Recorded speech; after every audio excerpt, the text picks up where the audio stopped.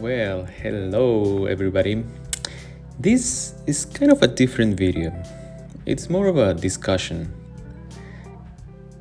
I will leave some gameplay of today's Marshall event, but the topic I want to talk about is this question that I've been asked so many times. Which one is better, PYRO or AQUA? And every time the thought that comes into my mind is, better for what? Because there are different scenarios in Guardians of Cloudia. So we will have to compare them. First, let's state the obvious. As mages, our role is to inflict damage at a distance. So the damage output is very important to value our performance. And both subclasses, AQUA and PYRO, have different ways to accomplish this.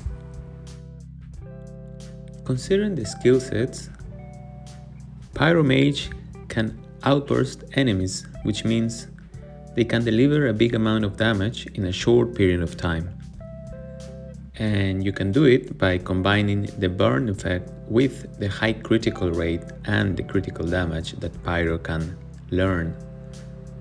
While AQUA Mage works by inflicting debuffs such as Root and Slow, while buffing its own damage. It's hard to say that one skill set is better than the other, because with the proper build and stats and runes and so on, both of them can work. Having said that, considering these skill characteristics, PYRO Mage inflicts a good chunk of damage, but once it's out of skills, his attack becomes rather ineffective. On the other hand, AQUA Mage will end up achieving more damage output with the buffs and debuffs. So we can actually picture them as racing cars. So PYRO Mage would be a car with more acceleration because it gets to high damage pretty fast, but AQUA Mage actually has way more max speed, so its damage output would be higher. This becomes more obvious in the scenarios where we are fighting a boss or a beast. The longer the fight, the more damage AQUA would make. Let's now consider utility, meaning what other tools do they offer besides pure damage? In that regard, AQUA seems to have more crowd control options, Root and Slow. The Blizzard has a wide area effect, so it's very hard to miss, and that will ensure that you can get buff damage for your other attacks.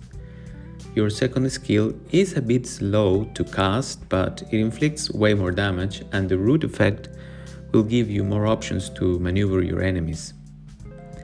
On the other hand, PYRO might have less crowd control options, but the one they do have, I found it more lethal and fun. When you combo your burn effect, you can end up stunning your enemies for 2 whole seconds. And in a duel, 2 seconds is more than enough to do some serious damage. Additionally, you can inflict slow, but the range of your skill is shorter than the Blizzard, so you will have to get closer, and that's not always a good idea for a mage. Then again, once you run out of skills combinations, you're pretty much in need to run until the cooldown. Let's consider some scenarios. For instance, if you want to PvP 1v1, rather duels in League or Arena, you probably would do better going AQUA. If you want to fight a beast or a boss like the Abyss Lord, AQUA will give you more damage output. If you're doing a PvP with more than 2 characters like a 3v3 or a 5v5. Both can work either way. In maps like Titan Island, or Starman Battlefield, I actually feel like PYRO is way more fun and effective, especially because of the area of effect of its stun. It can be devastating when you find a group of people escorting an enemy train and you inflict a 2-second stun to all of them. Trust me, that's where PYRO can shine. But in conclusion, I would have to admit that even though I have way more fun playing PYRO Mage, the fact is AQUA Mage has better damage output. And as I said before, I can see both subclasses working out. But also there is a reason why most, if not all, of top mages are AQUA. My recommendation would be save some activity points, buy the scroll, and try it yourself.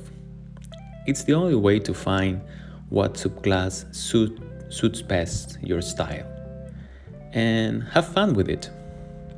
As always, any opinion or suggestions, leave a comment and I'll make sure to reply as soon as I can. Bye bye.